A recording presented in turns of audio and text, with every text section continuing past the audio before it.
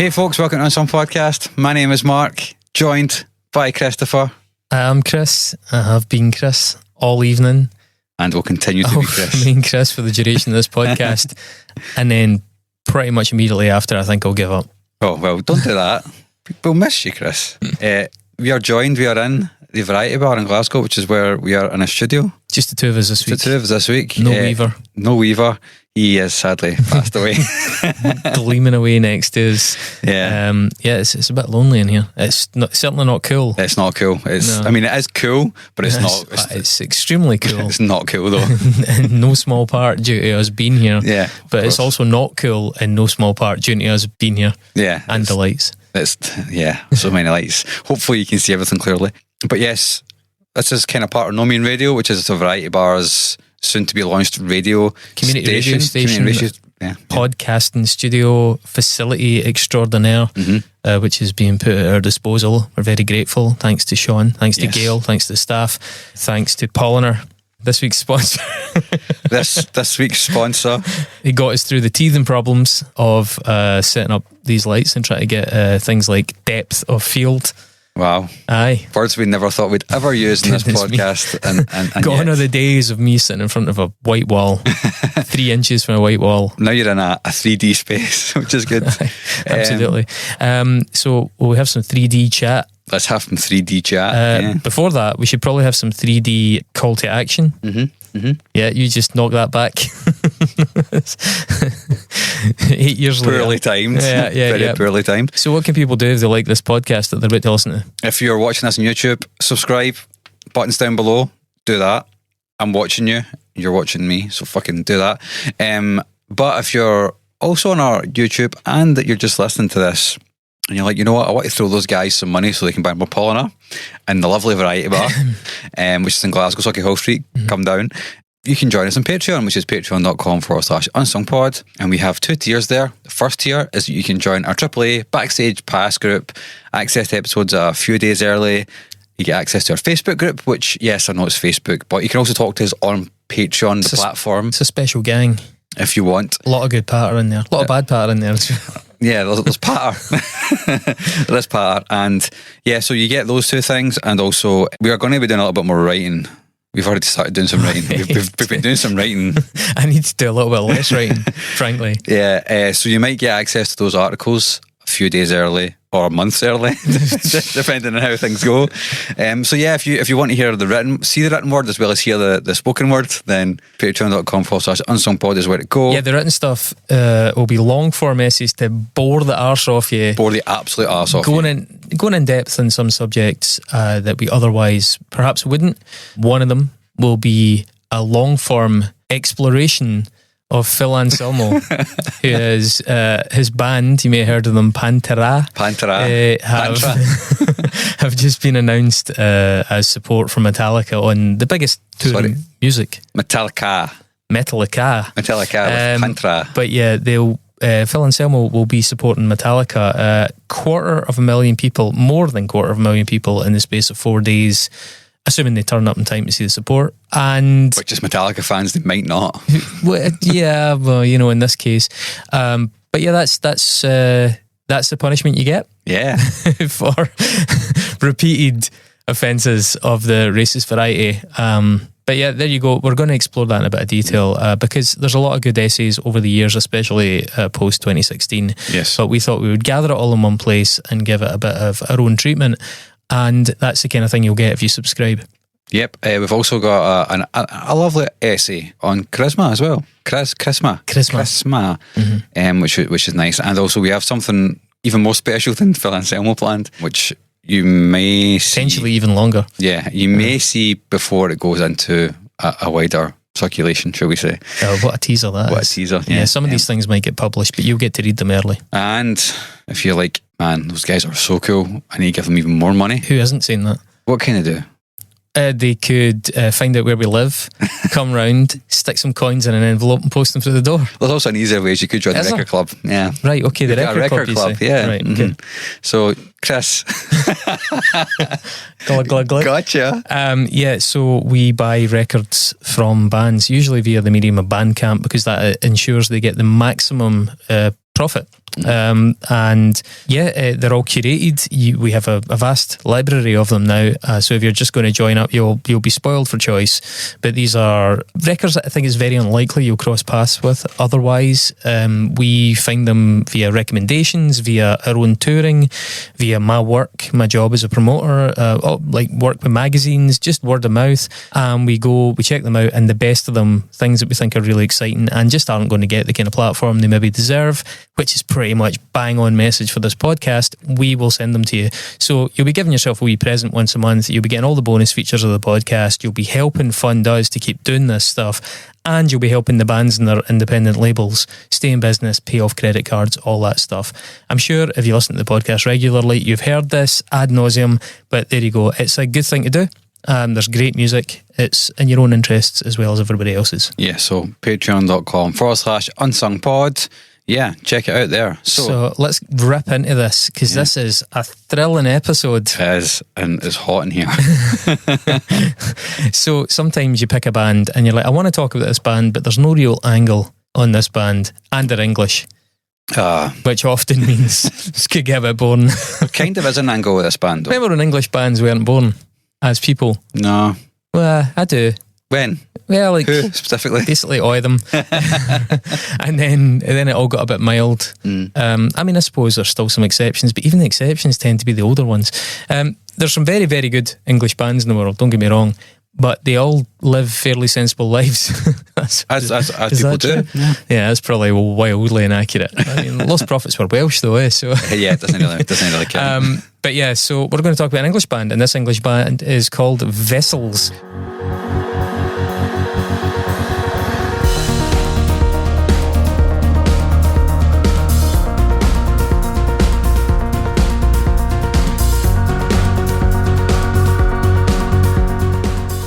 Vessels. Now, from Leeds. This is not, I repeat, not the artist Vessel. Which you've already done. Who's also English, who's from Bristol. Vessel is an electronic artist, very, very good electronic artist, an episode I really enjoyed doing. This is not Vessel. This is Vessels, plural. I might add, if you like Sleep Token, A, what the fuck is wrong with you? And B, you may know that all the members of Sleep Token are called Vessel. Yes. They are all called Vessel, apart from the singer. Was that true? Yeah, I think the singer's got maybe, I don't know. I think singer Vessel won. I don't fucking anyway, care. Don't listen to Sleep Token. I don't care. Listen to Vessels. Vessels are a band that actually, they're not famous.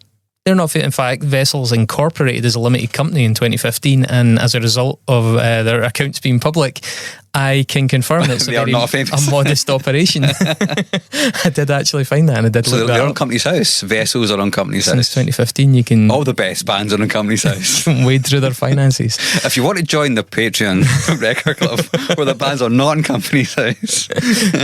But yeah, Vessels are a modest operation. Don't get me wrong, though, they still headline small festivals. I've seen them do very, very good shows to totally respectable crowds. Yeah, we'll dig into them and explain why we chose them. The main thing I will say, the theme is going to be metamorphosis.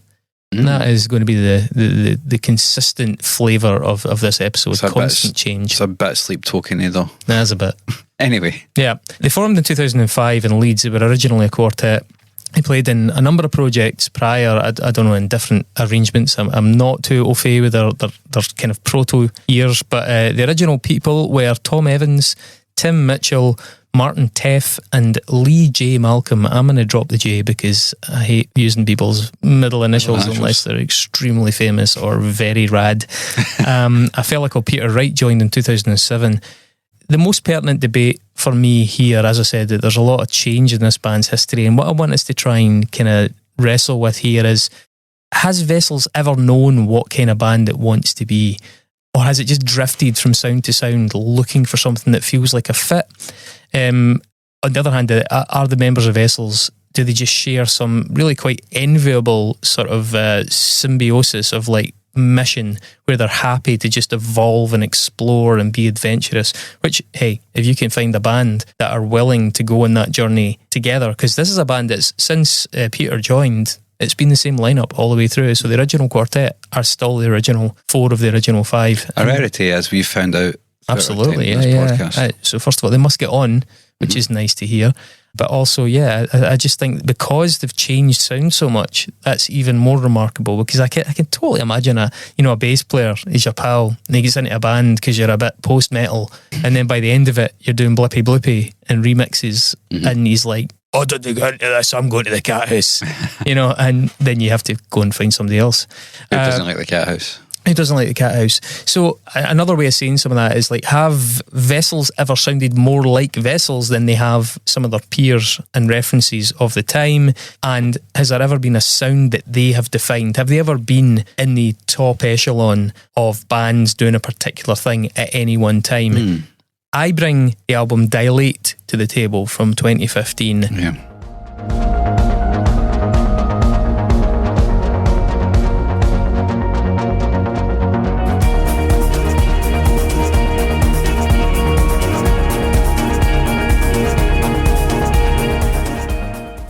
This is one of those Goldilocks examples for me, and this is the point where I think Vessels sound like Vessels, as opposed to Vessels sound like a bunch of other stuff.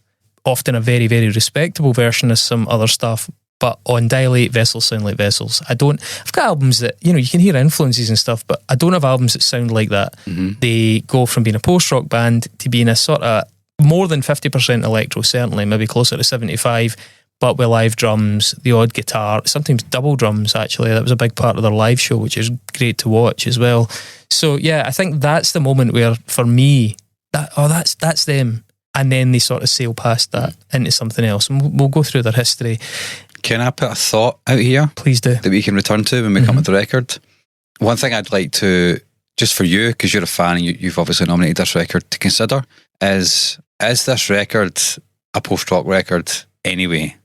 It's interesting. So, post-rock, the third wave, maybe? I mean, I accept that waves are a stupid way to describe an unbroken genre, especially one where so many of the bands overlap. But the point being, post-rock, I think, for the purposes of disambiguation and just general chit-chat, I would say it's maybe got three, maybe even four now, but three clear waves. Okay, so we've talked about this a bit in the past, right? But we'll recap quickly. The first wave, the OG post-rock, that I think actually doesn't sound all that much like what people think of when they think of post-rock now. So that would be bands like Juno 44, Slint, Tortoise.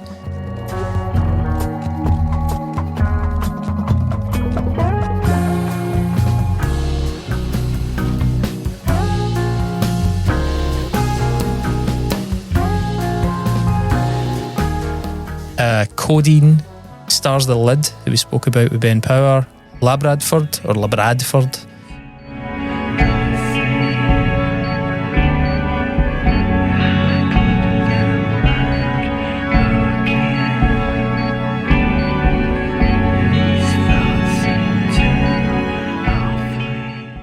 Some might say Talk Talk. I've seen it on some lists, although I would probably suggest that's proto.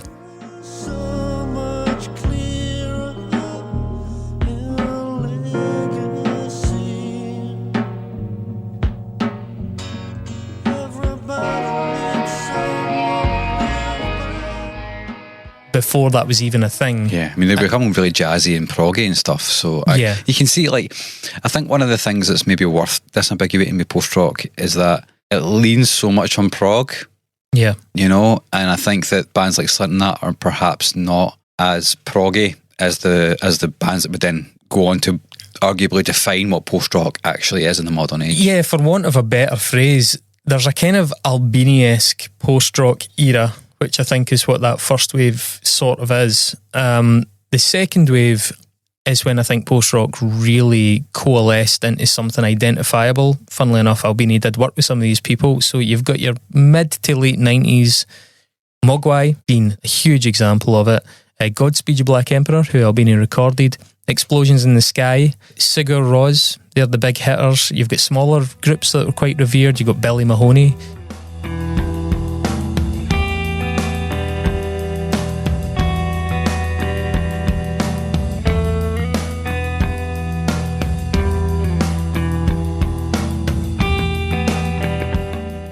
You got Mono, Japanese band. You got Russian Circles. You got a band we've talked about before, Hood.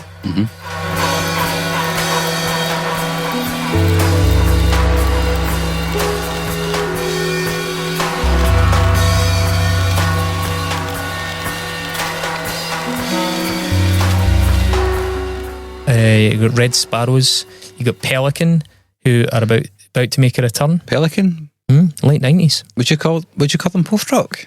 Post-metal. Yeah. But the thing is, at that point, we didn't really have that. That's true. And so would ISIS be in that category as well? Well, yeah, so the thing is, the second wave started to splinter because Godspeed You Black Emperor are almost like neoclassical. You know, meanwhile... Really arty in places as well. Really arty. And, you know, so there's a lot of diversity in the second wave, but also that's when I think people started to get ideas about, you know, you get a delay pedal, you stick on shitloads of reverb, you know, and you just like basically play that tremolo picking for ages. I have never owned a delay pedal. Stupid boy. I know. I've always wanted one. Oh, they're brilliant. They are brilliant. They're amazing. I use them. Excellent. I use effects when I'm recording stuff. I use delay effects, but you've never been in a post rock band. For my sins. No, but you can't be in a post rock band without a delay pedal. It's true, and it's got to be a Strymon. It's got to be a Strymon. The pedal. Yeah. Is that a type of pedal? Yeah. Is it the Big Sky? Is the reverb one? Yeah, the Big Sky is a big one. Is it the Timeline? Is the delay one? I think. I just use a DD3. Yeah, I mean the DD3 is a classic, and this DD6. We're not this podcast. We're losing a little audience. Yeah, we're totally. not this podcast. And then the third wave, which I would class Vessels as part of it, certainly when they started. So mid-noughties, mathy elements start to emerge in the third wave, as well as lots of that post-explosions in the sky reliance on pedals. I think an interesting phenomenon is that even some of the originators of it, like Mogwai, who we've talked about in the show before, start to actually gravitate towards the new sound of post-rock. Like Mogwai went for much thicker production. Mogwai's early stuff was often compared to Slint, but by the time of the mid-noughties, they were doing this really thickly produced stuff with electronics and hit singles, arguably. So yeah, the sound starts to change. It's not so sparse anymore either. As I say, these guys, I would say, And So I Watch You From Afar. And So I Watch You From Afar. Still going actually quite big. They've just been announced for a show here.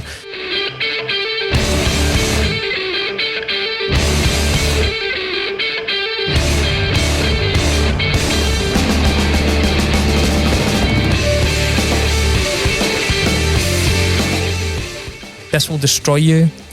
65 Days of Static, a band who also, a bit like Vessels, went very electronic. Yeah.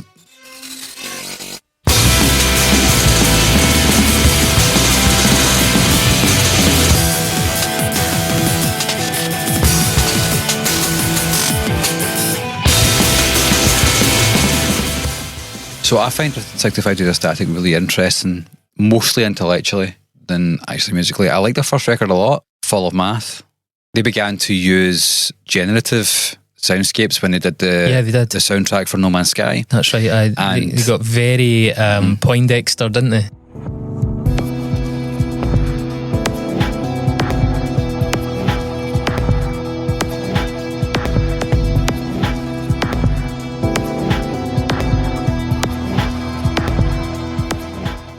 I'll talk a little bit about this when we get to the record, but I think there are certain bands from this era who looked around at their contemporaries and went, like, we're all doing the same thing.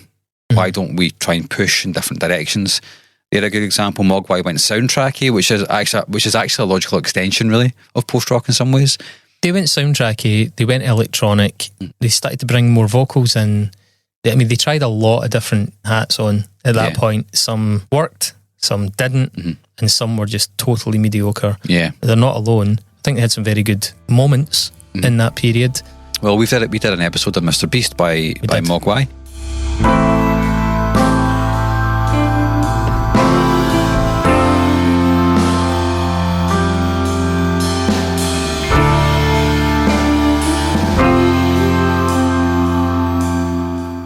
Great album, at a very kind of a key inflection point for the band as well. Way back at the start of this podcast, I think it was episode 10. Was it as late as that? I thought it was even earlier than that, but yeah. I think it was around about then. I never heard from them. Yeah. I know they heard it, and I think I probably burned some bridges there, guys. But, well, I would say that I don't really fuck with Mogwai. You know, it's been over 7 years since we did that episode, and I have never returned to them. I've never returned to that band. And Jason plays guitar, sings in the band that I'm in just now. Last year, when the new Mogwai album came out, he was like, "You should listen to this, it's brilliant." And I was like, "Man, I don't really fuck with Mogwai," you know, because I feel like I've seen it all, and it's done. Like, I mean, they're at their best, they're untouchable, but I just have I've drifted away from them as I've just become increasingly unmoved by some of their more recent output. Hey, by the way, good luck to them. It's really nice to have somebody from your country that's a success and that is also part of the community. They're not aloof in that way. I have a lot of time for them. I'm just being honest. The newer records have not worked for me. They're a great band. They're a huge place in a lot of people's hearts. And so does a lot of this music. I mean, this music is like romantic for, I would say tough guys, but you know, it's one of those genres. The guys that were into metal could listen to post-metal and then they could sort of mess around with post-rock, and that was them being sensitive. It's and introspective. Yeah, exactly. It sounds introspective. And so I think as a result, it's sort of tangled up with a lot of really special moments and long car journeys and, you know, like beautiful vistas and sunrises and sunsets and death and romance and sex and life and feeding the cat. You know, can I just, this is in my head and I just want to put it out there before it goes away. The thing I like most about Mogwai is the fact they made a career out of doing it. And I think that's super commendable. No, but I think, in terms of, this is a romantic genre and I've never really thought about it that way, but the fact you've said that now makes so much sense. It has that twinkly, starry-eyed look about it, you know. It's like, oh, we can be gentle and we can be furious and we can do it in the same breath. I think one of the interesting things about it is, I don't mean to go too far down this rabbit hole here, but it started out as a lot of like schmaltzy music was too much for a lot of people. But then post-rock came along and had these moments of real beauty and tenderness that it allowed people who were into heavier, coarser music to enjoy it because it wasn't saccharine. However, I think post-rock continued to go further and further and further, and then the production got better and stuff, and it started to become really saccharine. I mean, I find Explosions in the Sky intolerable. Yeah. I think they're fucking awful.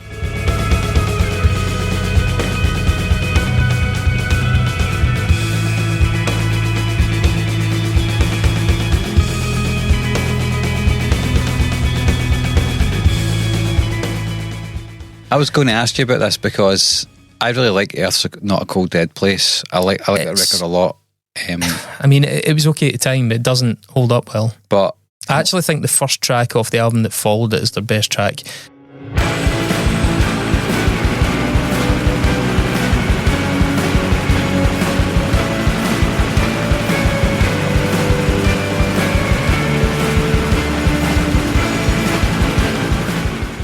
And I can live with just one Explosions in the Sky song in my entire life because, again, it was a very easy hack for people that wanted to start a band. It's like, oh, we can just do that. It's like the U2 approach to guitar, you know. And anyway, so there's post-rock. Go back and listen to the Mogwai episode. Maybe listen to the Hood episode as well because they're a really interesting, unusual post-rock band. We've done Godspeed You. We've done Godspeed are, as we mentioned this at the time, tabloid versus broadsheet post-rock. And for all their sins, I think maybe Explosions, Mogwai, those kind of bands are tabloid, which doesn't mean bad, but they're just more concise.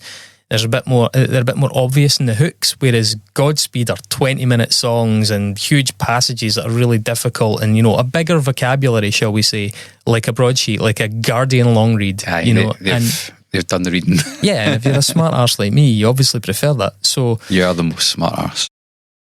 Anyway, down in London in 2010, something fairly significant happened for the kind of UK post-rock scene. A lad called Chris Chapman from a band called Flies Are Spies from Hell, which I think is interesting, and I'm sure if you're in the scene you know that band, but I don't think a lot of people know that band.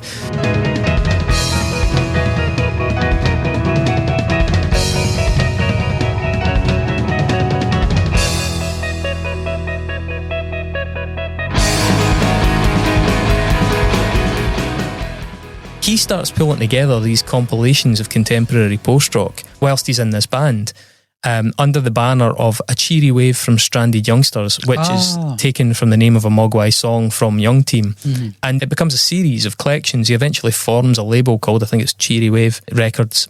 And so there's loads of these, but what they do is they gather together, you know, maybe I'm guessing every year or so, they gather together maybe 8, 10, 12 of the current crop of bands that are sort of loosely affiliated with post-rock.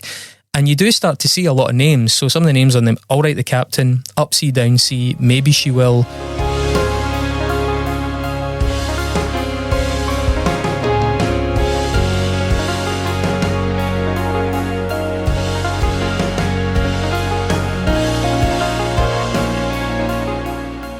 Three Trapped Tigers, Vasa, Cleft, Nordic Giants, easily the worst band I've seen in 5 years. Absolutely fucking despise them. Like, I didn't think I could despise a rock band anymore.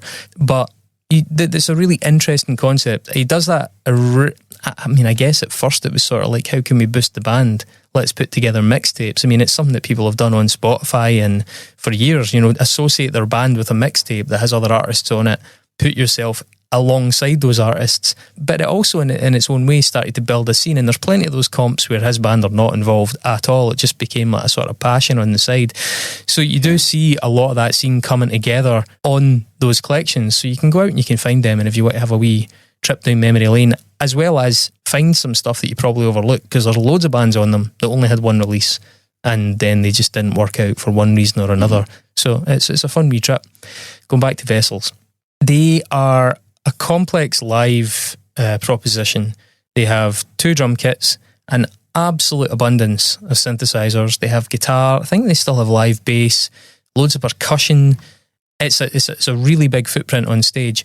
I should point out, I'm in a band that are very, very similar to that. Also electronic largely, but with an insistence on live drums, wanting people to see a live performance. Don't get me wrong, if you're in a band, there are plenty of bands I like that have programmed drums, but I just really wanted to do the opposite, which is to have electronic music that could come in a box. Let's do it the hard way, because there's a real appeal of the novelty of being like, these guys are just like, you know, if you turned off all the instruments, there'd be no sound there. There's no real backing track. There's just everything is being made organically.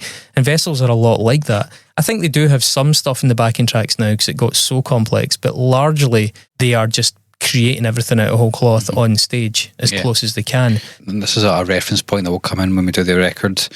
One of the things that I really liked about Perturbator the one time that I've seen him was that you had a live drummer.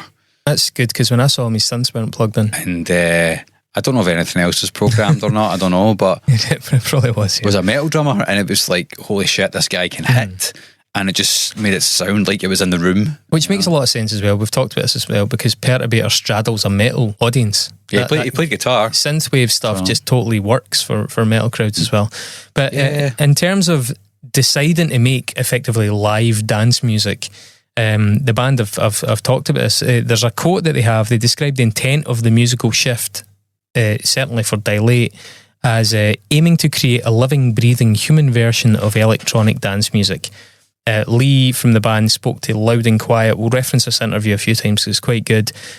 Regarding The Great Distraction, which is the album that came after the one we've picked, there are some things that are almost impossible to do live. So with that record, we were very much writing with that in mind, trying to think about who would play what and how they'd do it, and trying to limit the palette somewhat.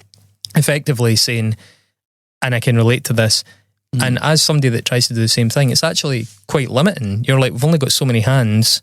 Can the drummer trigger this? Can you trigger that? Can you run a MIDI out and do those in parallel? Can that be on a sample pad? Is this going to have to be a backing track? That kind of thing, you know. That's far too complex for me, man. It is, but there is like an enjoyable challenge in it at the same time. You're like, I get that. I love solving problems, but yeah, it's a very much a problem solving thing. The only thing is it can get quite fragile in terms of logistically, things can come off the rails. Yeah, if something breaks, you're kind of screwed. Exactly. You know? Yeah. Just as a total sidebar, but we're wanting to bring in backing tracks for the music that we make, just because having some keys and stuff would be nice for expanding the sonic space. You know, this is one of the things we talk about when we get into the record. Making the space feel bigger than just the MIDI crushed of the guitars is great. But yeah, even just thinking about and just like try to logistically figure out how we can trigger a backing track with a drummer and all that and have a click, and it's like, well, okay, these are moving parts now, whereas you can definitely just rely on your guitar and your amp, and you know, if that's broken, then there's going to be somebody nearby that can help you out. You know what I mean? Well, again, I remember going on tour and one of our bits of kit broke on the first night, and I sat up for about 5 hours trying to fix it, because I realised we have to drop 3 songs if I can't fix this with a soldering iron tonight. So it does get a little bit fragile, and also you learn to buy backups of literally everything, which means you have a very big van. I think Lee said to The Skinny, the Scottish magazine, it's always a bit of a surprise when we turn up at a club. I mean, we generally give them warning about the equipment, but there's always that element of when we actually arrive and set it all up and they go, Jesus Christ. Do you get that as well? Absolutely. Absolutely. But yeah, so when he was talking about moving into that live dance music, he said that I think we're just trying to find our sound and we're always keeping an eye on the live aspect of what makes us interesting as a band. I think part of it is logistical, because if you truly want to play electronic music live, you need tons of gear, which we just don't have. It can be done live. We'll always do it live, even if it's really hard. And it can be really hard. But as I say, if you like that challenge, it's such a different challenge from playing in like a 3-piece punk or noise rock band. Believe me, I went from a band that was guitar, bass, drums, and we didn't even have any pedal changes. Like, everything was to be played dynamically. So it was literally just guitar, bass, drums, and a minimal kit, up to playing in this band with hundreds of tech. And it was just like throwing the gauntlet down to yourself. And it is, hey, it's a headache, but it's also quite rewarding. In terms of the discography, as I say, there's a bit of a journey here. Reaction-wise, I was kind of interested by some you commented on. We'll talk about that when we get to it. But the crowd, or their audience, shall we say, I think I see a bit of a schism between them and the press. Right, so the early work tends to get the highest average scores on aggregator sites, you know, where it's like a public vote. But then it seems like the cooler magazines in particular want to emphasise that their newer, more adult, or more mature, more sophisticated, however you want to put it, direction is where it's at. And that does, yeah, there just seems to be a bit of a friction there between the press and the punters. But starting at the start, their debut self-titled EP, 2006, they were a quartet at this point.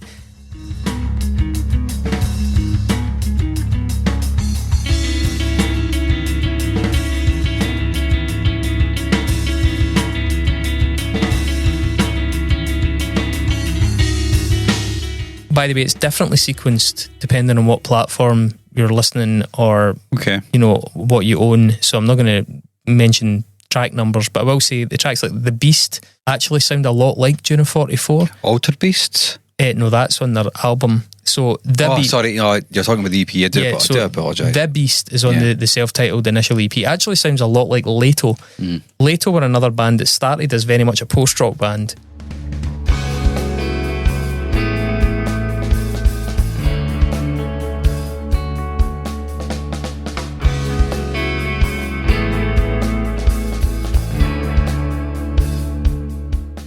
Little dashes of vocals, but largely that kind of like early 90s kind of Juno 44 type instrumental post-rock.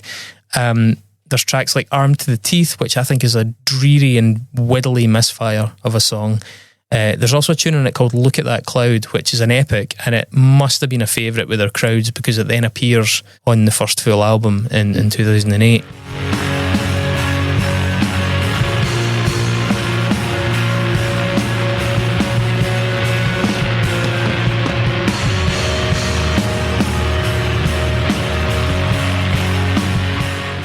Yeah, that's the only good song on that EP. The whole thing left me feeling very cold. Yeah. Like I said earlier on, with post-rock, I feel as though I've seen it all.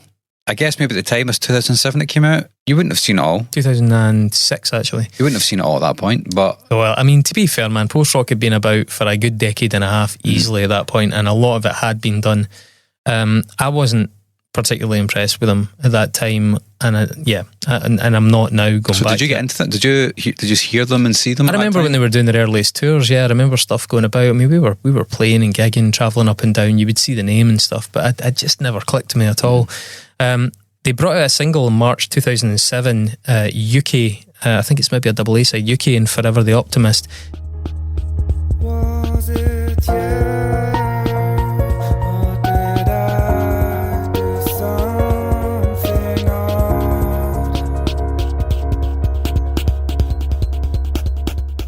The BBC Radio 1 tipped this at the time as they were like one of the hottest bands in the UK. I mean, they were like sort of put on a pedestal by BBC Radio 1, which was no mean feat.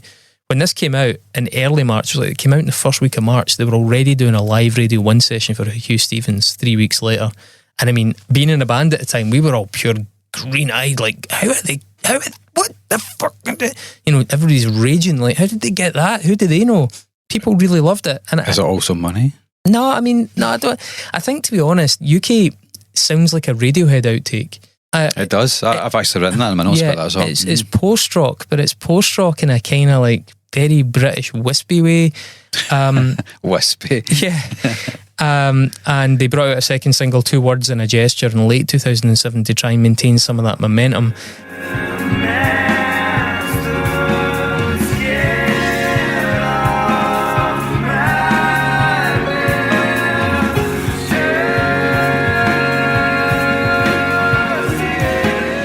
The momentum was there. They were doing, they were turning heads and stuff, but I don't think they ever took off the way Radio 1 was trying to suggest they would. Could it though? Do you know what I mean? Like, this isn't hugely accessible music for people. If you're steeped in rock lore, if you've maybe heard a King Crimson song, if you've maybe listened to Nine Inch Nails, if you've, enjoyed a Mogwai soundtrack or song, like, you might be like, oh, that sounds like it's something I could get into. Do you know what I mean? But I think for the average Radio 1 listener, be like, what is this boring pish? No, I'll caveat that, because I will say, like, Sigur Rós proved that you can have an absolutely massive hit single as a post-rock band.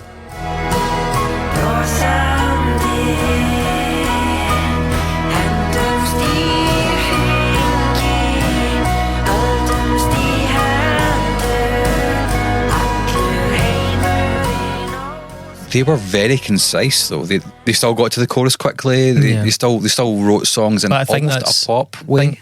The press kind of hedge their bets. Nobody wants to be accused of missing the boat again. It's happened so many times for journalists. But I think with this band, they were hedging their bets a bit. But they did have potential at this point, and the Britishness of it, the kind of dovesiness of it, was there as well. Radiohead kind of references, that kind of stuff.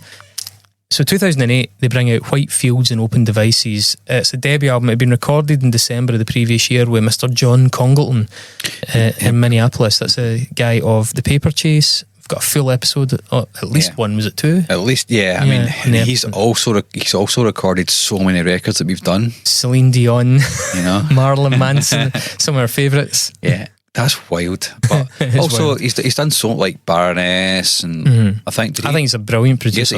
He is our generation Steve Albini, and we spoke about this. There's a whole episode on this. Except we won't get into not with the same ideological sort of bent as Steve Albini, and actually produces as well. It doesn't just he's a producer, and also not with the problematic early years, edgelord years, but.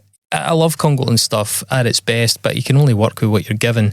I think the record's a bit of a muchness. It's kind of a tour of the contemporary post-rock landscape.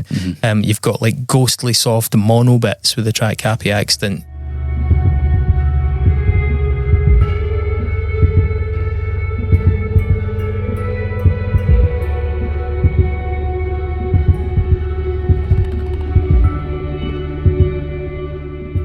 You've got Weedly math bits with a track called An Idle Brain.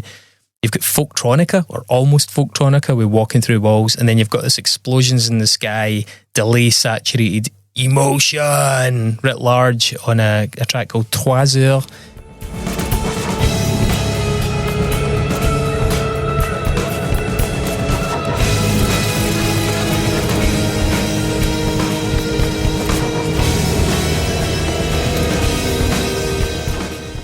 And kind of so on, I'm not sure if it ever sounds like Vessels, going back to the questions I started with.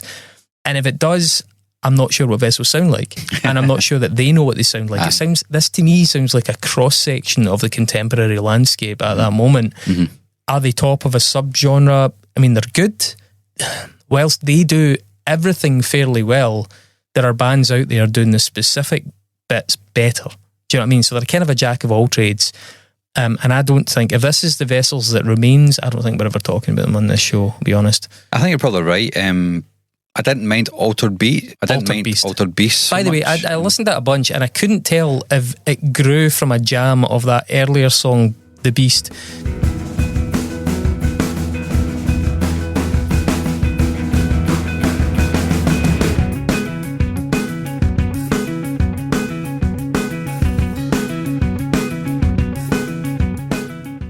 Because The Beast and Altered Beast are not like a million miles apart, and I'm not sure if maybe the band got sick of the original version, started jamming it about, thought let's do the new version of it, and called it Altered Beast to be funny in reference to Sega, Yeah, I mean, it's I've written here, it's fairly bog standard post-rock stuff. Like, even the epic bit around 5 minutes 30 is pure telegraphed. I mean, I always enjoyed that kind of thing at the time, but I was never like mad into it. And when I say I enjoyed it, it was like, I liked that one song for that one moment, but then if you start giving me the same thing over and over and over again, we've done it, and I say this as a guy that likes punk rock, which does the same thing, but there's only so long you can wind something up for before you got to let it go. And if your whole track is winding stuff up all the time, I'm like, well, I'm not getting the immediate instant gratification I'll get for a 3-minute punk song, which is really naive and also, I guess, single-minded of me. But the concerts can get very dreary. As somebody that went to a fair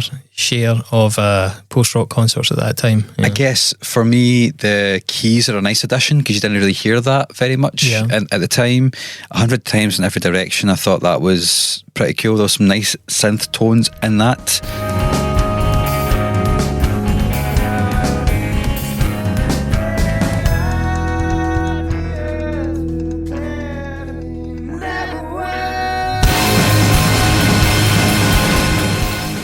A nice frenetic outro. Happy Accidents is cool. I like the Bob Ross samples in that because you don't really hear that, and it kind of made sense for the song. Troy Hurlers, like you said, the bass. 3 heures. 3 heures, sorry. 3 heures. 3 heures. 3 hours in French, Mark. I thought you said Troy Hurs. Troy Hurs. I'm trying to think what that would be in Danish, but I can't right now. I like the bass tone in that. Standard, loud, quiet, dynamic again. I liked UK a lot though, mostly for the ambient electronics.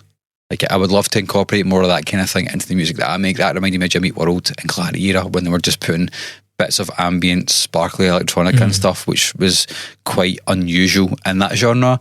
And at this time, which is why Radio 1 liked it as well.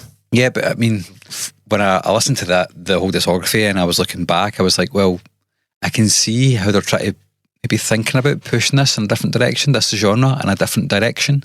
And I admire that, because what else can you really do with it? I don't really get that. I don't think they're pushing anything in any direction. I think all they're doing is, if you take one of those compilations, for example, Cheery Wave, I think they just sound like they're doing a bit of everything on that.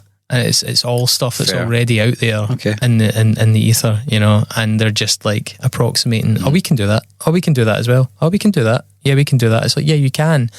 You don't need to though, because someone's done it. So let's get somewhere original. Well, it is a fine record, and I think that ultimately what you're saying there, it's fine. It's not fine. It's not fine. Nah, it's fine. It's fine. It's fine. Like there's worse records. There's better records.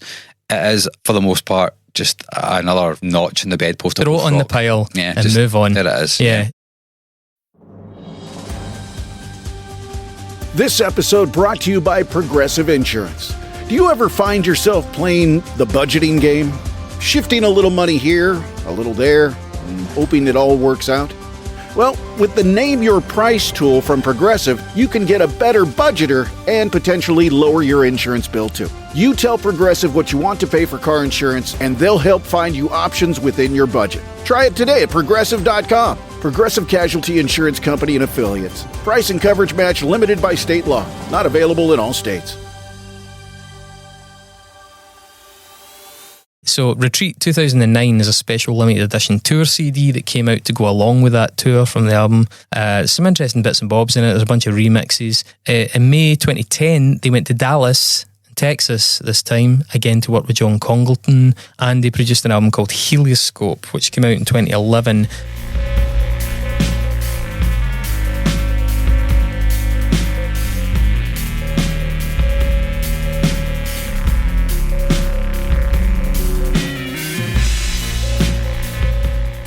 Now, I think it's an interesting record. In places, it's slightly dull in others. It still clings on to quite a number of vocal elements, and for me, they're rarely to great effect, the vocals. Instrumentally, though, it does hit some really great notes. It begins to fold in a lot more electronica, and it definitely edges towards where we're going to go with Dilate. Lee Malcolm, speaking to Music Radar, said basically a lot of what those first two records were about was experimentation. The turning point was when we thought to ourselves, instead of trying to make guitars not sound like guitars, why not use something that's not a guitar like a synthesizer? I get it. That's an interesting leap when you make it. It seems pretty obvious to people, but when you've spent your whole life playing guitar and then suddenly you put it down in a band, it takes a wee bit of guts. Pete, speaking to Loud and Quiet again, for me the first record is a document of 4 lads in a room writing together, whereas I think the second record reflects the freedom Lee found in the technology, allowing him to multi-track and demo stuff more, and has an energy that comes with experimenting with new ways of writing. So Lee's getting a bit more confident. I think he'd always done a wee bit of electronic music, but they're able to kind of like make their demos a little bit more sophisticated and complex. Tom Evans for the band, speaking to Music Radar, obviously when we started we were a rock band playing guitars and that was our instrument. It was always Lee who would be putting electronic touches on the tunes, and he's been writing electronic music since the 2000s. When we were doing the second album, the first track we wrote was Monoform, and at that point we felt that live dance music was the way forward.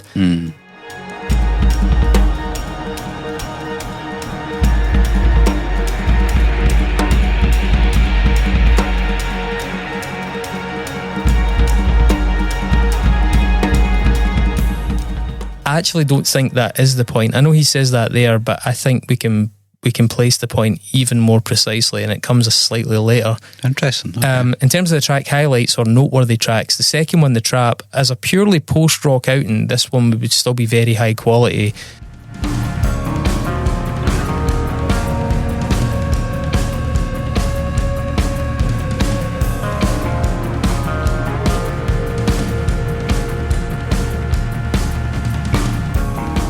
It's got the groove of Tortoise, and it's got the noisy moments of Don Caballero.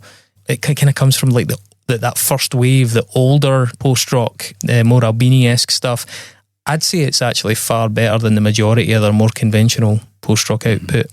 The sixth track, Art/Choke, is interesting for me because it's one of the songs that makes me think this band was kind of blown in the wind a bit.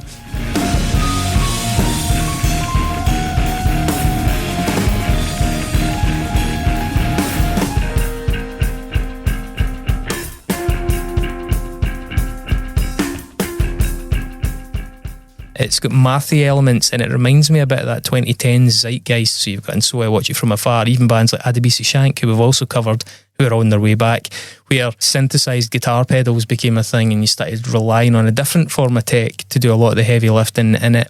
It just feels a wee bit like with that track, the band's maybe been still slightly buffeted by influences from different sides.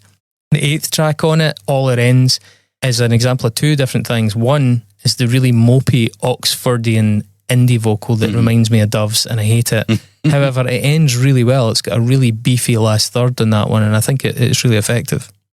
So I didn't read that interview, but I kind of agree with what he said about Monoform.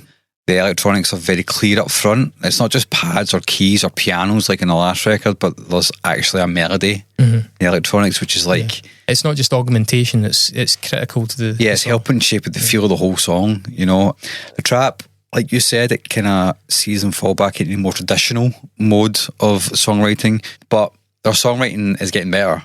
You know, the songs are actually more interesting. I think it's more interesting, yeah. They start to be more ambitious with the structures of them, and yeah, I mean, I've said here, it's a step up structurally, but the dynamics are simply more than just quiet and loud with loads of distortion. You know, there's some augmentation of that. I really liked Meat Man Piano Turner Prostitute. Yeah. But mostly because just call it Meat Man. Yeah, it sounds a bit like Radiohead, just in the vocal melody. Yeah, I think they sound like Radiohead quite often.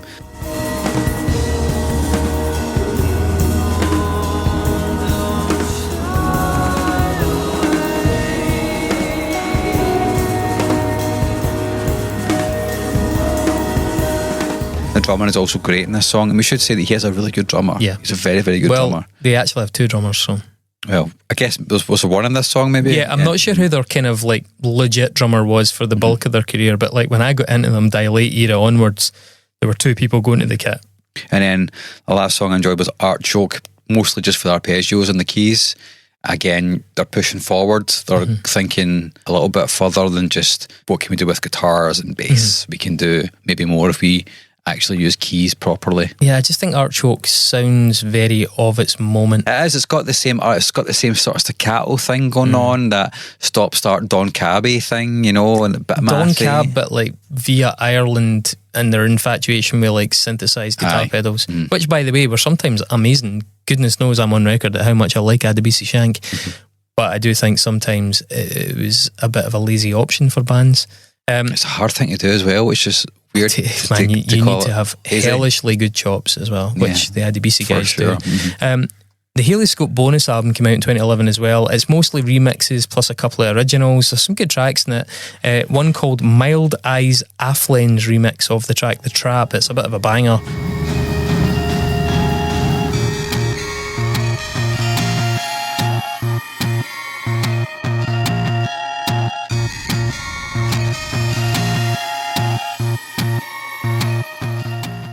Rollo Tomasi do a remix of Meatman, and it's definitely not what you might expect, because it sounds like it came off of a Tom York solo album. I mean, it really does.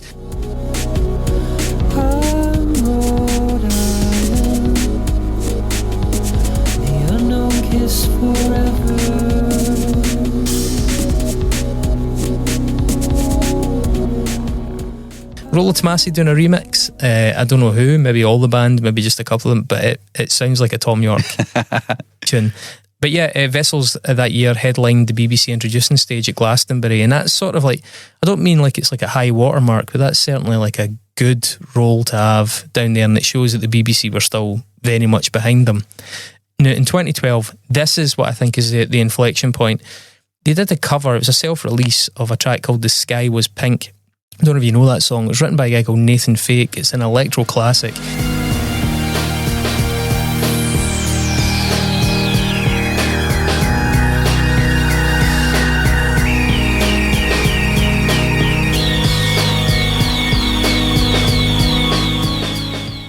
It was made more famous thanks to a James Holden techno remix that was absolutely huge.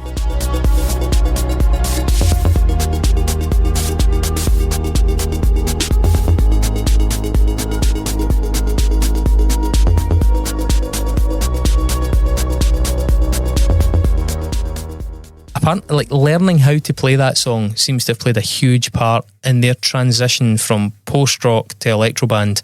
And Martin, speaking to Loud and Quiet, said, I tend to think of all the music we've ever done as a kind of progression, but there have been points along the way where, for example, we learned to cover The Sky Was Pink, and that was a bit of a pivotal moment. It is a good cover, especially when the double drums kick in it.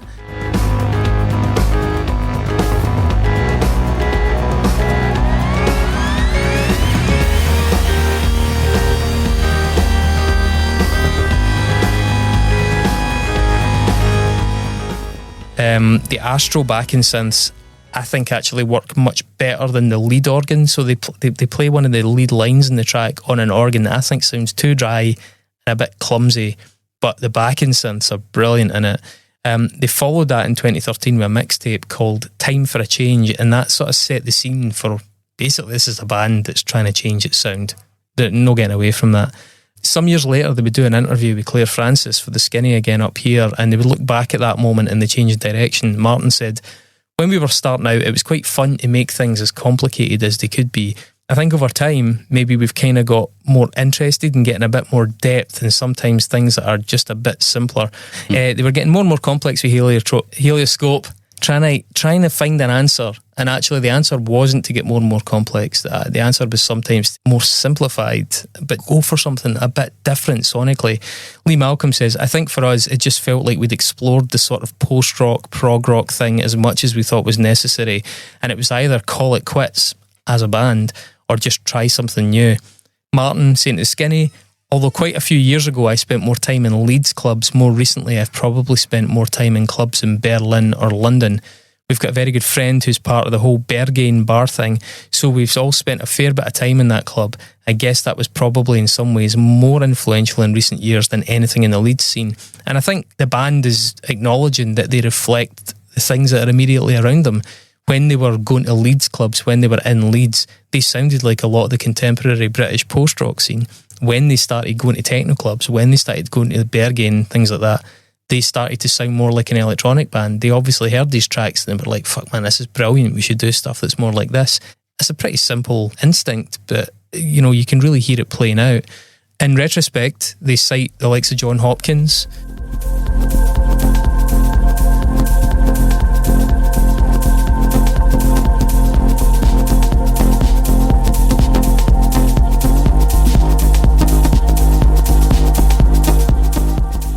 Daniel Avery, Niels Fram and James Holden as major influences, and I think you can really start to hear that.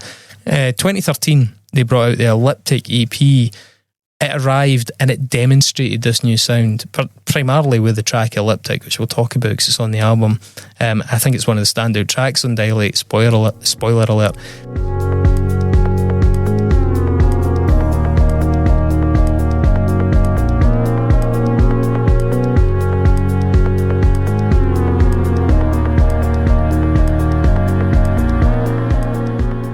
Pete, speaking to Skinny, talking about the change of sound from Heloscope to Dilate, said it was quite a gradual process, but the Elliptic EP we released was closer related to the rockier music we were playing. I think that was the point at which Dilate was going to be made in a more dance-orientated way. Myopic, Biopic, and Come Out of the Sky and Fight This were going to be on it, but it became clear there were two different types of record emerging and we could see a dividing line. So basically they're writing stuff, and their tracks that went alongside Elliptic on this, they were like, these are the older things.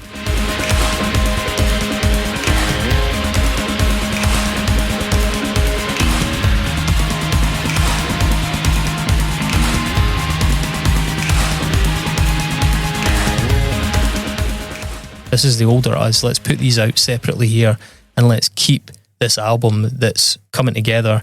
Let's give it a new sound and not just mix it in with some of the older stuff. And that's what happened. So Dilate's 2015. Come back to that. Dilate Remixes, also 2015. It's 16 remixes. To be honest, some of them are probably fine. I don't know why, but I can rarely be fucked with remixes. There's few examples in history, maybe further down the spiral, where I think a remix record has actually been much cop. Is it real music? Who fucking cares? There's some properly forgettable stuff on here, I know that, and there's way too much four to the floor. And then in 2017, they released a really significant record. It's to date their most recent album, called The Great Distraction.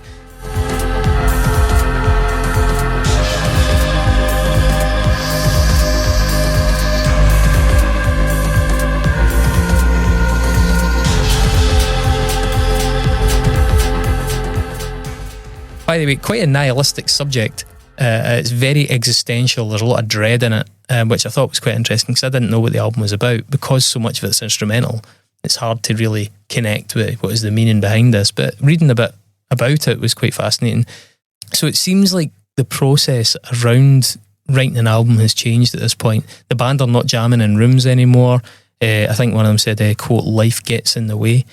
The tracks have been assembled remotely and they're sort of emailing them back and forward when they have time. As a result as well, as I'm sure you can imagine, some members end up more and less involved at various stages. You know, some are maybe more handy on the computer, some maybe have more gear at home, others are maybe sort of really just going, yeah, I like that or I don't like that, but can't really add too much to it. So I think there's the whole process starts to change a wee bit for the band. Lee, speaking to Loud and Quiet, said, I really miss that time we had together as a band with the safety and knowledge we can get together in a room and feck about. That's really important in terms of our longevity. I do love synthesizers and messing around with sounds, but I feel isolated too. I'm hoping that this record is successful enough that it allows us to be in a room together and write like we used to write. It'd be great to have the best of both worlds. So, talking about their tax releases and all that kind of stuff, the band are not making a lot of money at this. And as a result, there are practical limitations in terms of how they can travel about and how easy it is to get studio time and all that kind of thing. And I'm sure they're older, they've probably got families of some description, jobs elsewhere. So they bump into the limitations of that, but want to keep the band going, and therefore the nature of how they do it as a band changes. And it's clear that they miss that, and Lee's hoping that they can actually make enough money from it that they get back to a point where they can afford to just take time off, get together and write the old way. I think it's also an interesting quote though, because it reflects a coldness that I feel towards The Great Distraction as an album. I don't want to read too much between the lines, but in that comment, I hear a slight distance from this album. Maybe not even necessarily from Lee, but certainly from some of the members. It seems like a much more remote process. Maybe something that a lot of people can relate to, courtesy of COVID actually, because, bear in mind this came out in 2017, pre-COVID. As of COVID, a lot of people had to start writing albums at distance. I'm one of them. You had to start emailing things about and it became a lot more normalised. But you do miss the interactions, you do miss the things that come out of that. There's a lot of vocal contributions on this record. You got John Grant, Wayne Coyne and the Flaming Lips, Vince Neff, who's in the band Django Django, Scottish band, Katie Harkin, who was in Sky Larkin and also in Slater Kinney. Nick Prowse, a writer for Echoes and Dust who was reviewing it, commented on how the previous use of vocals by Vessels never felt, quote, very committed. And I actually think I really agree with that. Their vocals could be very mild. Yeah. I would even use the word meek. Washing around over things, sort of pastel coloured, if you could imagine them in that way. They're far more prominent in this record. The vocals are given much more centre stage. That said, are they good? mean, apparently John Grant originally sent vocals for a different track and that didn't really work. So the band decided, we've got some John Grant vocals, and they basically wrote a song around different vocal, around a new song around vocals to, quote, frame the vocals. Fear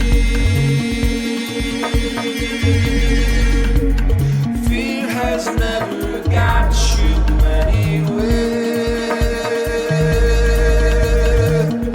That's all.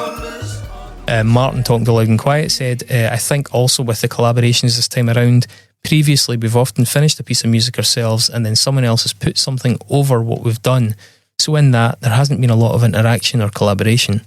This time, on almost all of the tracks, we developed an idea, got input from a vocalist, and then in some cases totally changed what we did or had a good debate. I think understandably, because of Wayne Coyne's profile as a musician, bearing in mind he'd actually, I think it was just about 18 months prior, he'd worked with Miley Cyrus as well. So like people were like, who is this dude? You know, he's gone from being this indie slacker guy to working with Miley Cyrus, who was like the biggest pop star going at the time. That track predictably became the flagship for this album. When I was a young boy, playing with my brothers at the shallow pond. Vessels, actually, the members of the band said that the way the Flaming Lips as a band completely evolved their sound over time was also a bit of an inspiration for them. This episode is brought to you by Progressive Insurance. Do you ever think about switching insurance companies to see if you could save some cash? Progressive makes it easy. Just drop in some details about yourself and see if you're eligible to save money when you bundle your home and auto policies. The process only takes minutes, and it could mean hundreds more in your pocket. Visit Progressive.com after this episode to see if you could save. Progressive Casualty Insurance Company and Affiliates. Potential savings will vary. Not available in all states. The band did the fairly heavy publicity tour for this record, and there's quite a bit of material out there in relation to it, so it's been a bit easier to find out about the tracks and the background and things like that. In terms of the songs, the first one, Mobilise,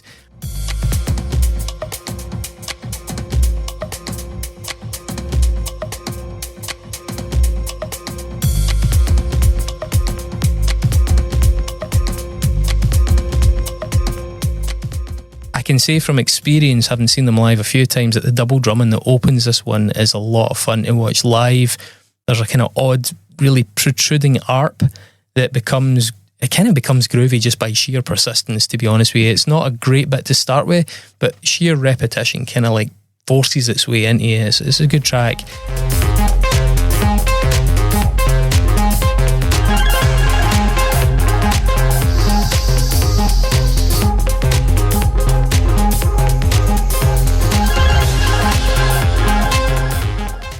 Deflect a Light is the Wayne Coyne track. This actually featured on FIFA 18, the soundtrack for the game, which is quite a big deal, especially if you're trying to make money. Huge deal. Yeah. I could give a fuck about this track. I really don't like it. It just never did anything for me. And as the sort of vanguard for the album, I was really a bit underwhelmed. Position, the third track in it, musically is a bit of a standout, given some really great tones in it, and there's a dark hookiness to it.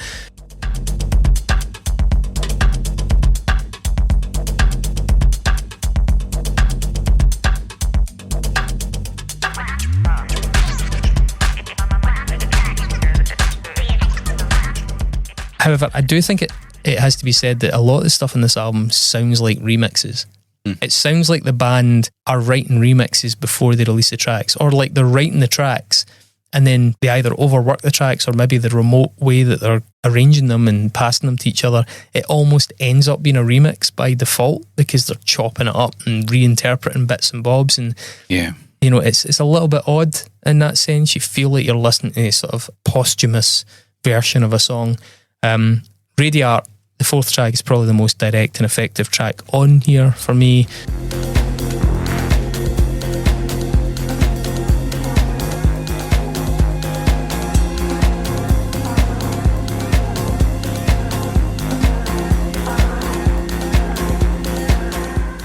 It has the John Hopkins thing in spades, and I think it could easily have sat and Dilate the album as well.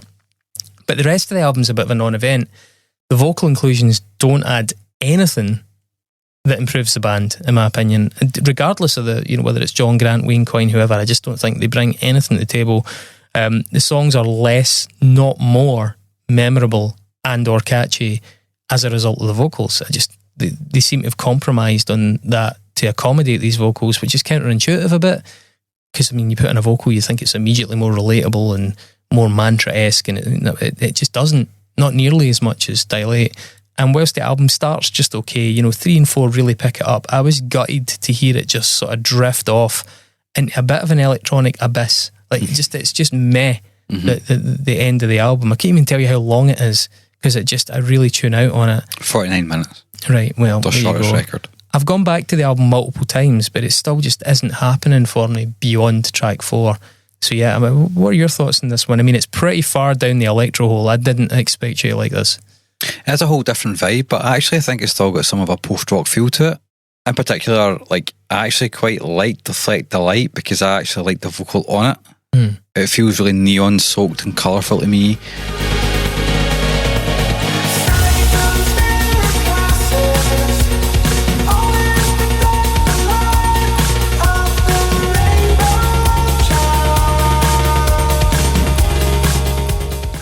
There's layers of nice synths, and the live drums make it a kind of weird, cool, proggy pop song. Radar builds it in a really nice dance tune.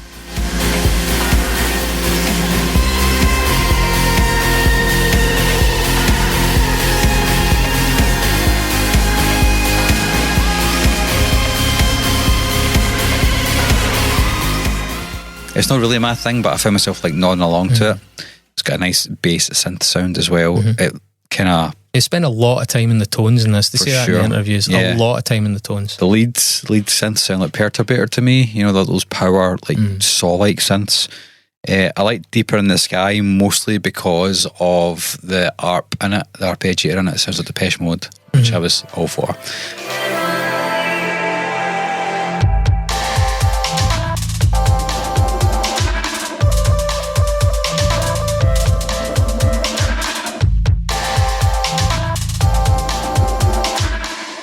But yeah, for the most part, I'm like, this is fine. Again, this is fine. This is completely inoffensive to me. I can see there's been thought put into it, but I don't know if it's actually resulted in making a product which I think is engaging for me. Yeah. In 2018, brought out a single called Panther Tech. I'm not really sure what the point of it was. It's incredibly cold and robotic.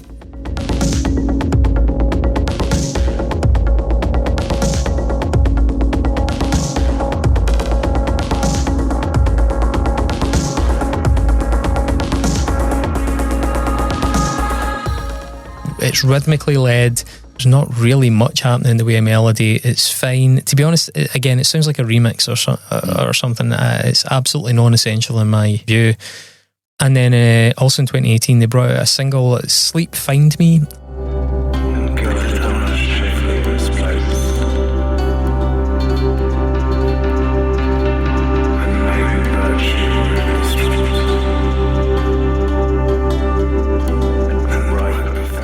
Self-release, odd little avant-garde number. Again, non-essential, albeit really quite unique in their canon.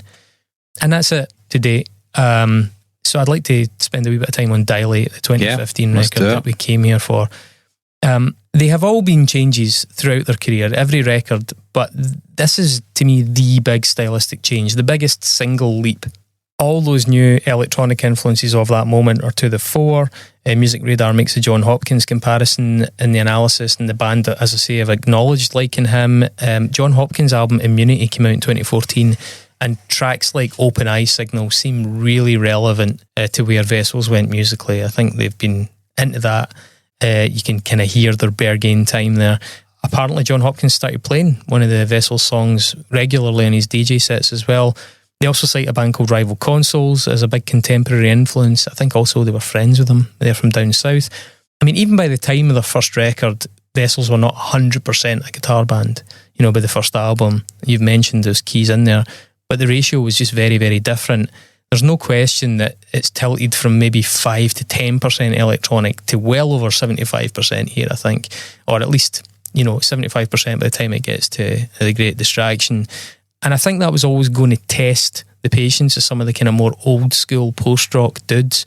Music Radar in an interview actually asked them if they were concerned that it would go badly, and Tom said 100%, we don't take lightly the love and support that people have shown us. It was a massive concern, and I can't speak for everybody, but personally I was terrified about how it would be received. And actually on the back of that, he comes out with a really quite mad anecdote. He says there was one guy who'd come over from India to see us play in London, and he had a massive Vessels tattoo down the inside of his forearm. Whoa. And he told me he was terminally ill and that one of his dying wishes was to come and see us play. Holy fuck. And then he said, I don't know what this new record's about, but I can't get on board with that, mate. I wanted the prog Vessels. Oh, How fucking grim and how heavy is that? wow. In terms of the gravitas of what you do does hit home in situations like that. And I think we probably lost some people, but we gained others as well. I mean, they did gain others because I couldn't have given a fuck about Vessels up until this point, and then suddenly I was just like, double take, like, whoa, what's that? So we'll just talk about tracks. Yeah, let's do it. We'll not be exhaustive, but let's have a wee look at them. The first one, Vertical, I think is actually a little bit of cold, let's see, somewhere between deep house and techno.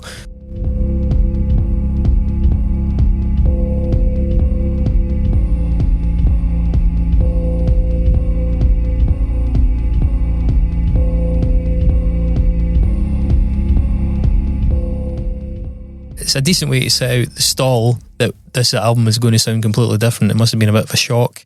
It's kind of no frills as well. It's just not the most melodically rich. Yeah, it's a lot more ambient and beat driven, more kind of straight up electro, I guess. Or Remember them talking about simplifying rather than getting more complex. Absolutely. I appreciate the track takes time to build up, and then when the synths come in, there's one around 3 minutes 30 that sounds a bit like Hacks and Cloak, but instead of being really morose and miserable, it makes your body move as opposed to recoil.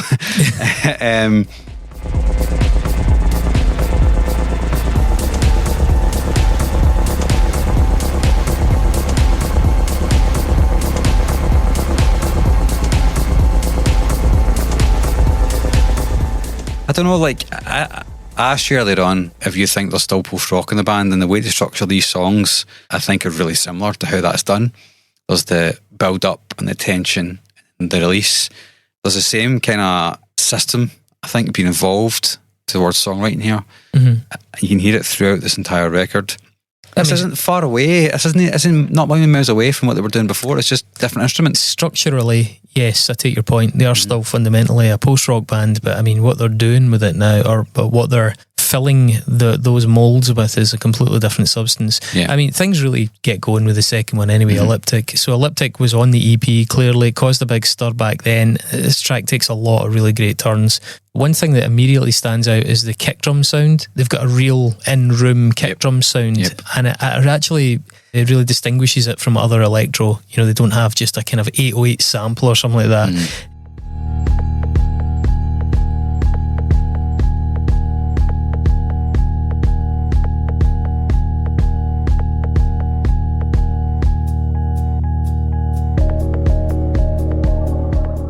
And it plays a subtle but crucial role in grounding this in the real world. The bass ARP drop at 250 is a really big pop in this one.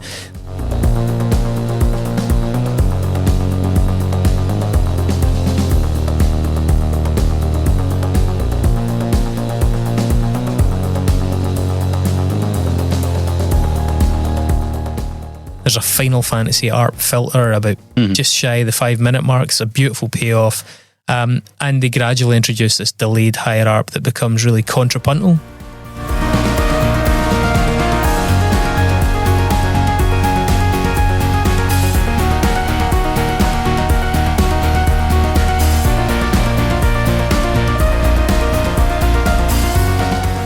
And that rhythmic multi-drum ending, a bit like we spoke about in The Great Distraction, was just predictably excellent to watch live. They really drew it out.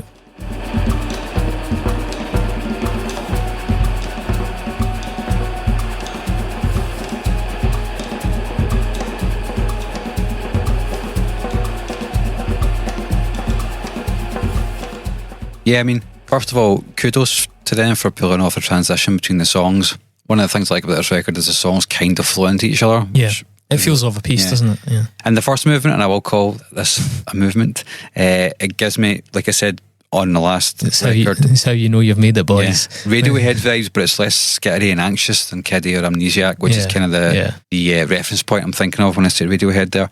But it's got a similar tonal quality, and it's the live drums for me that really shine here. They're really highly produced, but they're not fake sounding. Yeah. So they add a really deep analog quality to the song.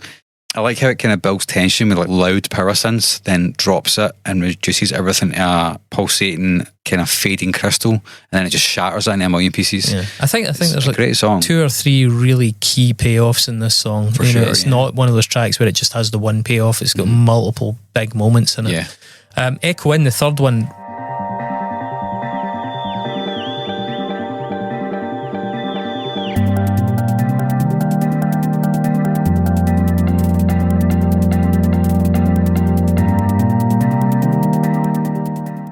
Really unusual and very, very electro. It draws deep from that John Hopkins well and many others besides. Melodically a bit sweeter and really smoothly constructed. It actually is quite slick in terms of electro production.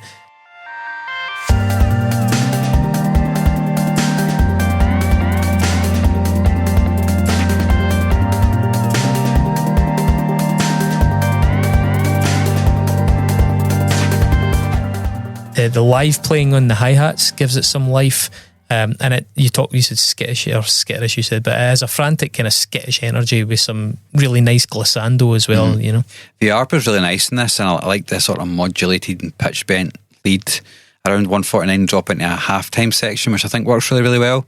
And the drum loop in itself is really satisfying. It gives a lot of momentum, whilst the electronics kind of dance and whirl around the song. It's a really short song, it's particularly on this record. Yeah. But it kind of works like an interlude after the first 2 really big songs, and then the next one. Yeah, As You Are, the fourth one, deep, dark, housey electro thing. This is really not my favourite on here.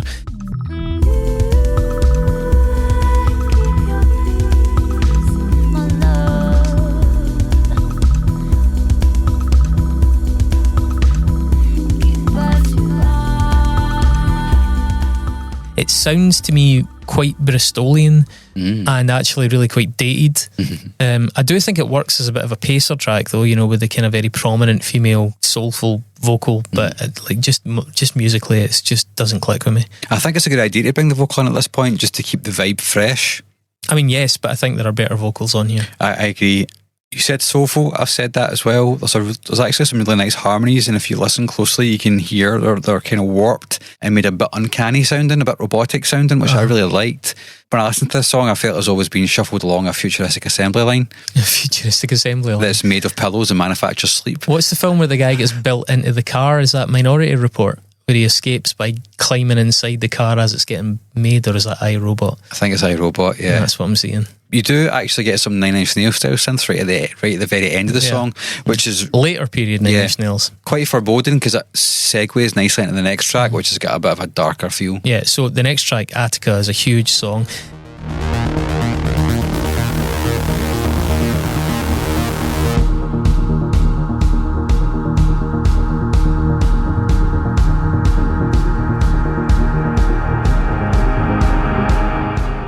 Much like Elliptic doesn't just have one key pop, this album has, I think, 3 key pops, and this is one of them. It's up there with Elliptic. Takes its time, this one. It's very analog too, despite the fact that it's got synths on it. Even brings in some live guitar. There's a new hook at around about 3 minutes played in guitar.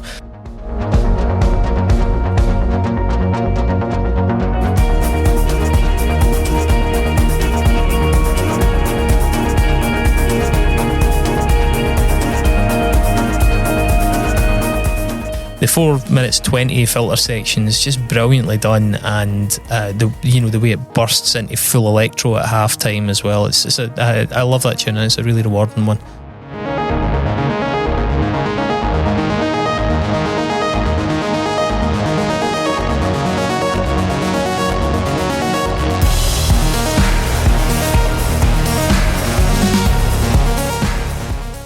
This song for me has got a really crushed sort of synthwave neo-noir vibe to start with, and then it has those big swelling synths that make it sound like something which I think sounds like cables melting in a really big expensive server farm somewhere.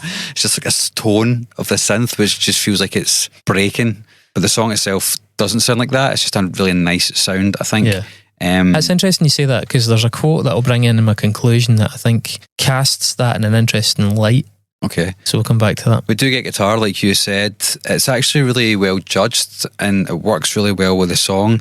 I think the only way it could have been better is if it was like a big 80s like wailing guitar solo, but they've done a post-rock thing with it instead, which plays to their strengths, I suppose. So On Monos, the 6th track with Snow Fox, I'm guessing that's a vocalist, is quite a big track for them in terms of recognisability.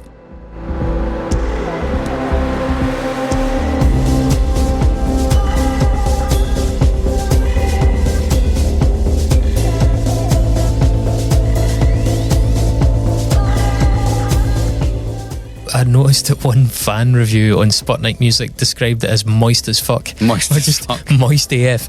It's a better collaboration for me vocally than they've done elsewhere in the record. After a really soft start, blossoms into something that's really quite retro. I think it sounds like a 90s dance hit funneled through some sort of like shoegaze time warp.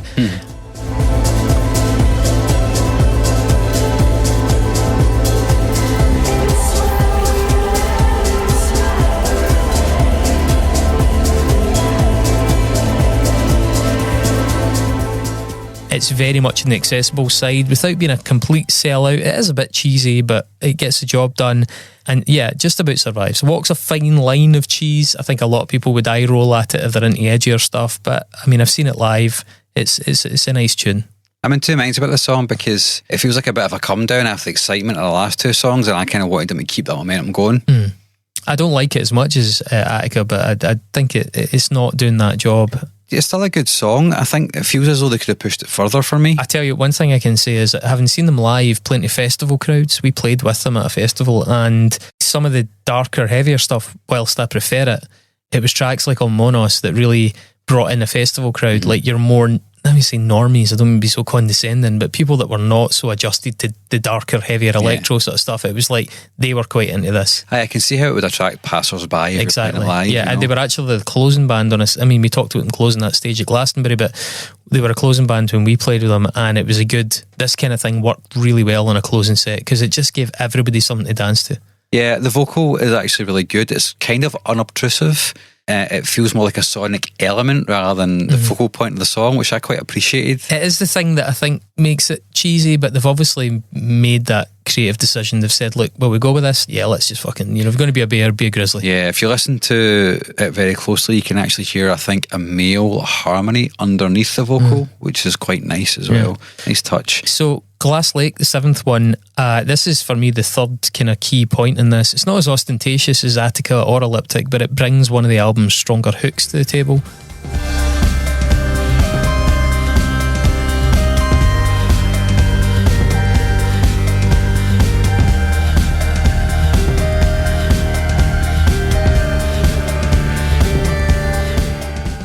Again, it takes its time getting there, but if you're in the zone at this point, the patient thing really works.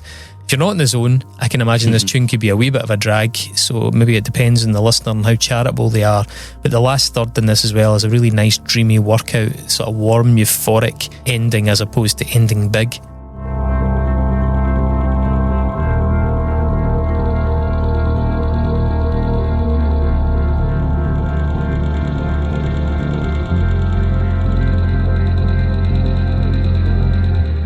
Yeah, it actually does sound a bit like Glass. It brings the vibes down a little bit at the start, but then it goes into something a lot more triumphant's not the word, but it's much bigger and fuller sounding. It did kind of slip past me at the start, but then there are some, like you said, tremendous highs towards the end, some lush reverbs and delays, which really make you kind of feel as though you're being enveloped by the song. You can really hear the band leaning into electronic production in this one, and this sets the scene for The Great Distraction. Then the final track, On Your Own 10 Toes, I should point out we're going with the original release here. There are extended releases, and I'm not sure that they work that well because it gets a little bit exhausting. But the original 8-track release finishes with On Your Own 10 Toes.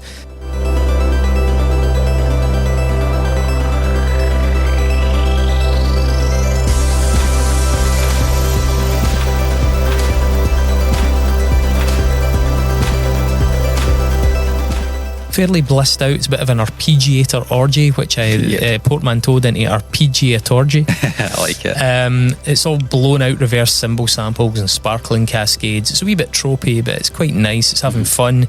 There's even some synthesized harp in this one, I think. Track Trundles Along, it's actually quite krauty, and that makes it mildly hypnotic, and it also ends the album on a fairly positive note, which I think is a nice sign off.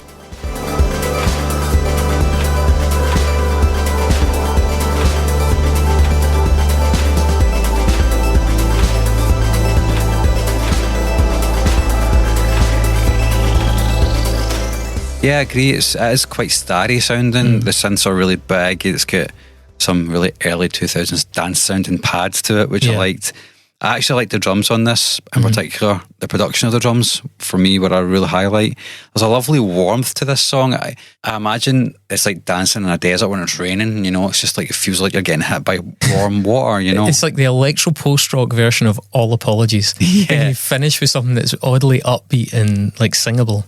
I kind of felt as though this could be like the end of like if you've won a stage or a track in Wipeout. Do you remember Wipeout, the video game? Yeah, of course I do. Yeah. I think something like this would fit really well in there, like a triumphant victory lap, you know.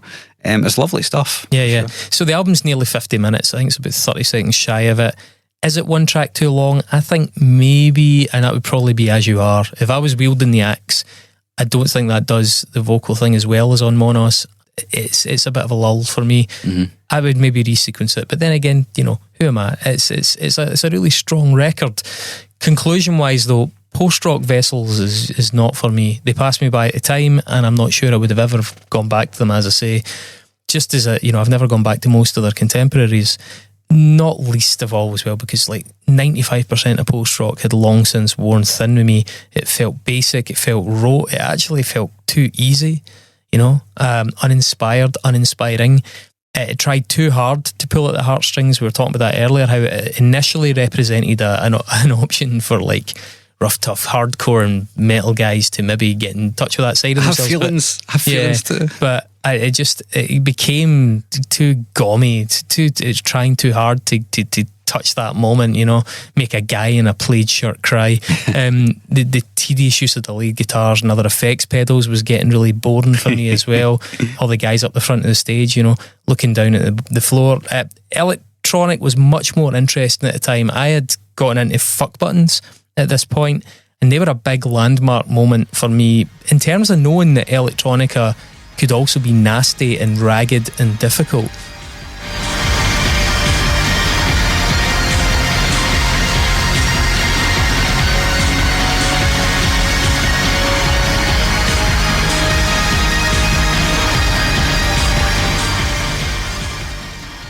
You know, because I hadn't really heard that. I mean, don't get me wrong, I know it was there, but I just drifted away from it since 9 Inch Nails when I was younger.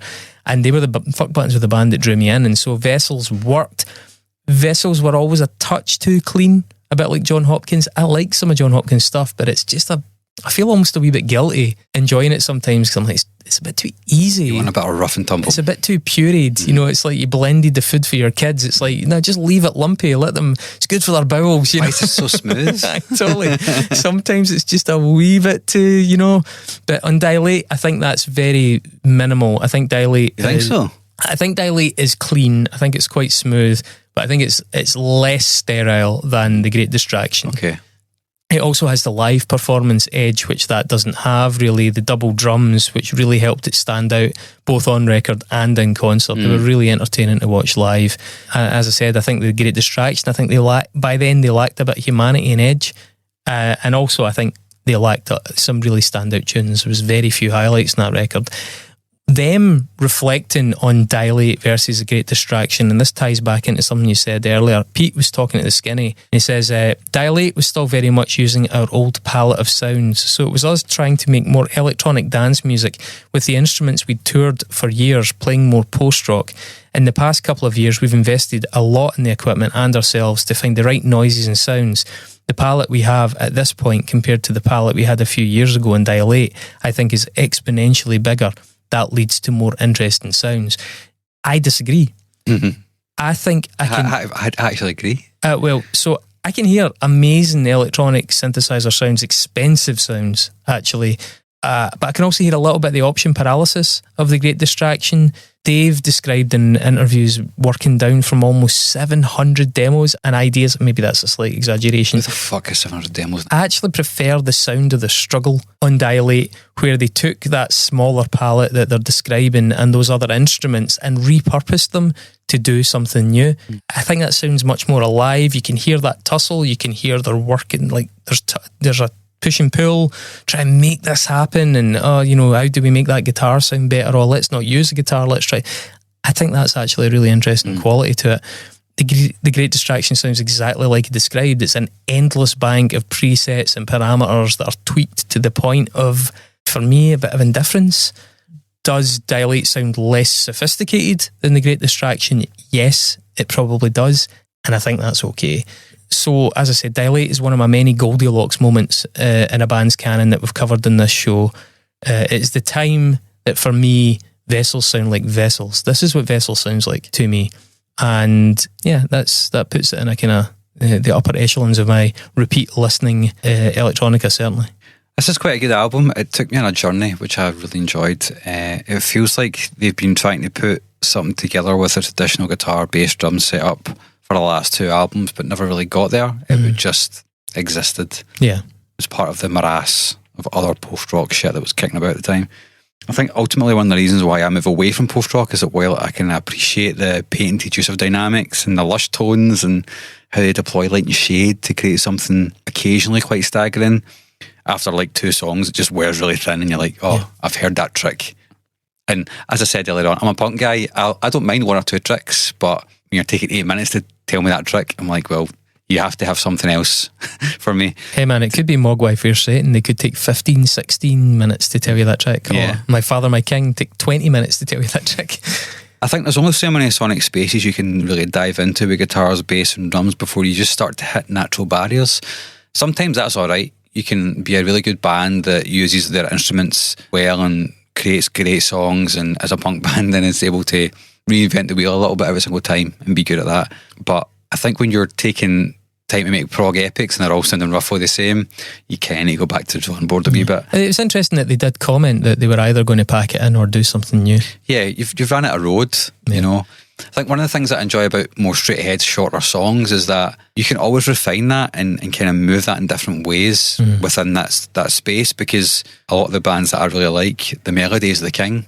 And you can write so many different melodies, but if you're a band that's writing expansive soundscapes, like I said, you run out of road eventually, because there's only so many ways you can tweak that before you're like, well, the formula's still the same and you're not focusing on a big hook or a big part that gets people to stand up and make it sort of pay attention, you know? Yeah. So I think that by switching to electronics, they've kind of kept the same MO, but used many more frequencies. There's more space to do things, more areas to explore. And I think this is a good album overall. And it sounds like it's out of their comfort zone, which I like. Totally. You know? And that's what I was going to say. I think it's a good album overall, but I think in their own catalogue is actually truly remarkable because they took a chance and it paid off like wonderfully for them, and they should be commended for that. Yeah, I mean, as I said, it does sometimes stray slightly to the tamer side of the line, but I don't hold that against it. And I really genuinely feel it's an album that a lot more people would like if they heard it. I think it's an excellent album. It just shows that, you know, post-rock still had something to say, even though they maybe don't even class it as post-rock anymore. But yeah, I want people to listen to this record. This record is underrepresented in that canon to me and leaves most of their contemporaries in its wake. So yeah, happy to bring it. Happy you didn't hate it. I wasn't really sure where you'd land on that. If it would have been one of the first two records, I think we would have had a very different conversation. But no, because of the way I usually do this, I go through the whole thing, then come back to this, all the albums, then come back to the one that we're doing, and I was so glad because when I heard the fourth one, you told me what to expect, and I heard it, I was like, oh well, I knew that was coming. Yeah. If I was a fan, I didn't know that was coming, I would have been probably a bit peeved, you know. But then I felt, that album's actually really cold, and it feels as though it feels calculated in a way which is lacking the spontaneity which can make great music. Yeah. This one, like you said earlier on, it's a Goldilocks zone. It sits right in that middle period of like, you can see they're going into a room, or you can hear they're in a room. That's key. They say it themselves, and like, that aspect of being together and working through things, it's really important. Good stuff. All right, well, I'm glad we've went down the post-rock hole, kind of, a little bit. I don't think we're ever going to come round to like a traditional post-rock band. It sounds as though neither of us are really going to be, ploughing that field or delving into that milieu. We might have a guest at some point that's willing to go there. God love him.